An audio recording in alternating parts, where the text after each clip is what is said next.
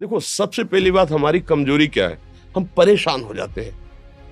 संसार में देखो तो परेशान, परमार्थ की तरफ देखो तो हम परेशान हो। ये हमारा आदत स्वभाव बन गया परेशान होना। थोड़ा सा धैर्यवान बनो, गंभीर बनो। कोई इस भारी से भारी विपत्ति में परेशानी स्वीकार करके विपत्ति से थोड़ी निकला जाता। सुलझो, ठीक है, ये विपत्ति आई, समस्या आई, इसका समाधान होगा।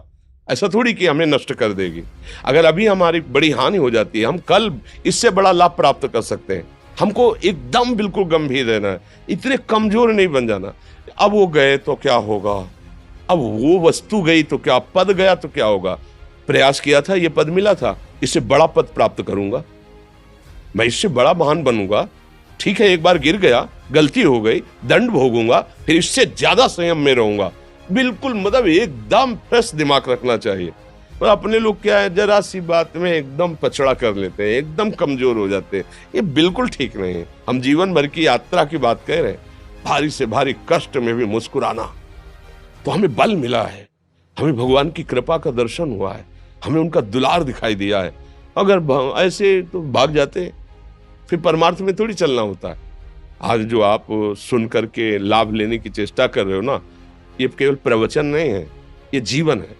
अगर ये जिए ना होते ना, तो ये इसका प्रभाव नहीं पड़ता, फिर वाणी का प्रभाव नहीं पड़ता। हम इसीलिए कहते हैं, जैसे आप लोग एकदम परेशान हो जाते हैं जब बोलो, क्या हमसे ज्यादा परेशानी होगी?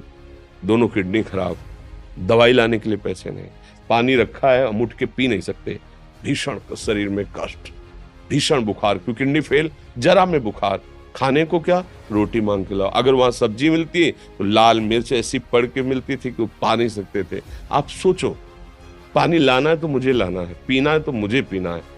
अगर मैं हारता तो कहां पहुंच जाता, क्या स्थिति होती? नहीं, मरना है, पर कदम पीछे। कोई दिन ऐसा नहीं जिस दिन सेवा ना की हो, जिस दिन सेवा ना गए हो। गुरु जी की सेवा में जाना है, पहले अपने को स्वस्थ साबित करना है, नहीं वो सेवा नहीं लेंगे। तुम बीमार हो, तुम कष्ट में हो, ऐसे उनकी दृष्टि परेशान थी, सेवा की, आके लेट गए। फिर हिम्मत की, अपनी श्री जी की सेवा की, मधुकरी नहीं गए, 3-4 दिन भोजन नहीं गए, पर सेवा नहीं छोड़ा, दिनचर्या नहीं छोड़ी। और उसका प्रधान कारण संयम, ब्रह्मचर्य, भगवत आश्रय, नाम जप, कभी हारने नहीं दिया। अभी भी थोड़ी देर बाद डायलिसिस शुरू हुआ। हारने, आपको हारे हुए नजर आ रहे हैं?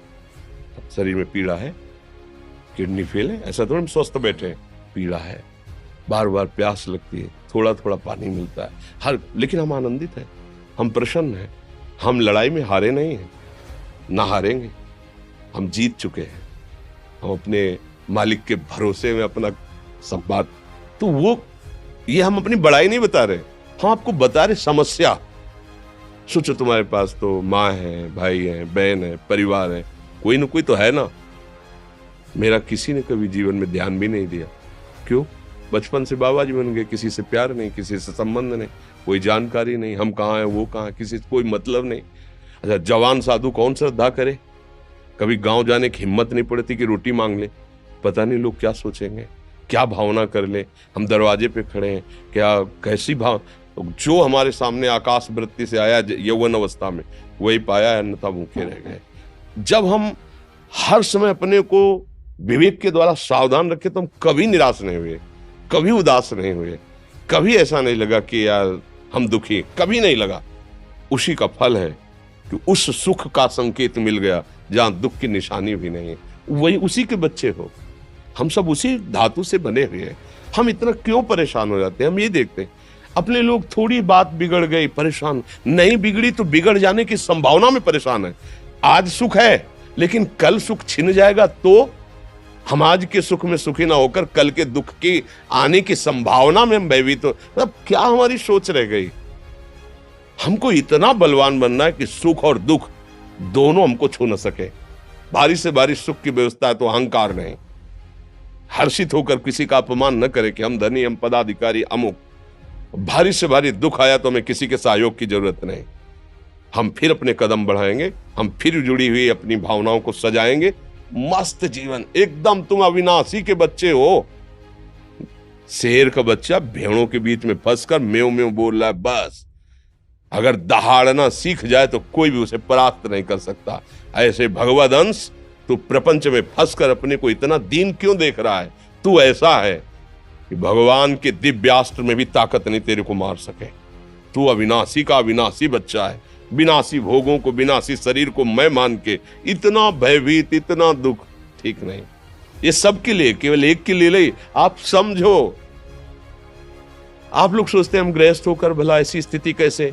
जनक जी सुखदेव जी के गुरु हैं और राजा हैं, महल है, रानियां हैं, नौकर है, चाकर। क्या सुखदेव जी जिनके शरीर में लंगोटी भी नहीं है, दिगंबर, परमहंस, परमहंस के गुरु है जनक जी जो राजा हैं। समझो आप ऐसा ना सोचे कि हम नौकरी कर रहे हैं, हम संसार में, हम गृहस्थ हैं, हम अध्यात्म की ऊंचाई पर नहीं चढ़ सकते। नहीं, आप एक सरकारी नौकरी या आप किसानी या व्यापार करते हुए आप एक अध्यात्म की ऊंचाई में चढ़ सकते हैं। और अध्यात्म ही है जो तुम्हें इस माया के दुख सुख से ऊपर उठा सकता है। दूसरा, चाहे जितनी संपत्ति आ जाए, आप सुखी नहीं हो सकते। सब देख लो, आंख खोल के देख लो, अध्यात्म ही है जो तुम्हें हर कष्ट सहकर मुस्कुराकर जीने का रास्ता बता देगा। कि आप आनंदित हो जाओगे, कुछ नहीं बिगड़ा। अध्यात्म है तो कुछ नहीं बिगड़ा, अध्यात्म नहीं है तो कुछ नहीं बना, कुछ हाथ नहीं लगने वाला।